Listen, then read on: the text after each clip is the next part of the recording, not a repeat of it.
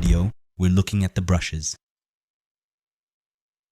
As we learned in the interface introduction, the brush selection menu is located at the top left.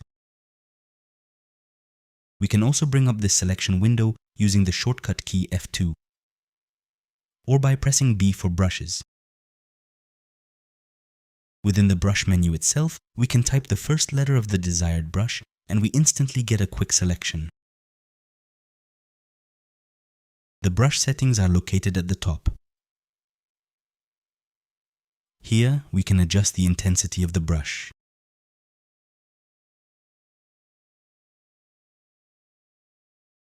We are able to set whether we add or subtract material.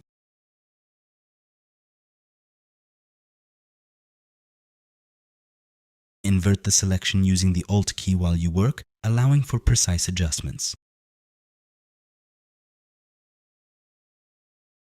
Then we can adjust the brush size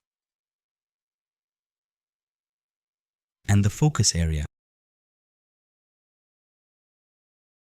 We can control the brush size of our brush using the keyboard shortcut S,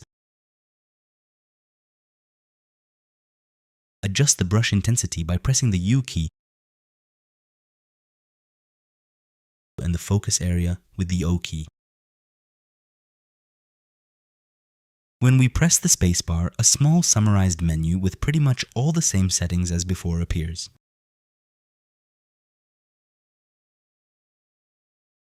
To smooth out the surface, the smooth brush is just perfect. We activate this using the Shift key. When we hold down the Shift key, we're accessing the settings of the smooth brush. Releasing the Shift key will once again activate the previously selected brush again. Of course, we can also assign a shortcut to each brush. To do that, we go into the brush selection menu, then we hold down both the Control and Alt keys and click with the left mouse button on our brush. We need to assign a key right now.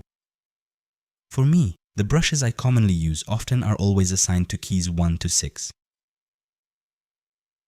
This is the Move brush,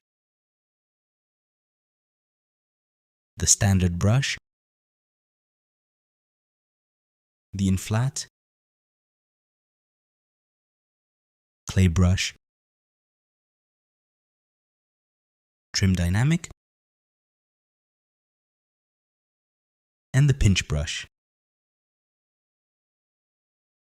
To retain the newly set shortcuts after restarting, we navigate to the Preferences palette, Hotkeys subsection, and then proceed to overwrite the startup file, ensuring all changes are saved.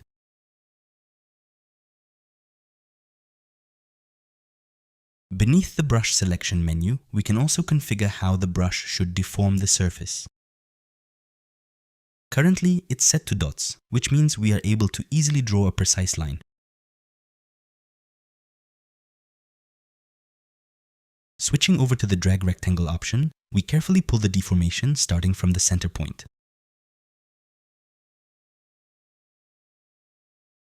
With the freehand option, we draw a line just like with the dots option.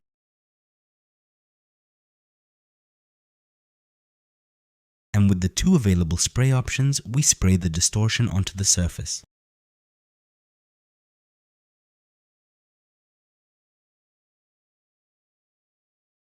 And with the drag dot option, we continue pulling the deformation until we let go.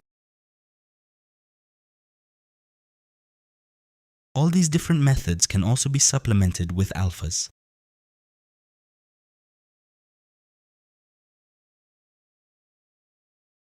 In the next video, we'll take a closer look at the alphas.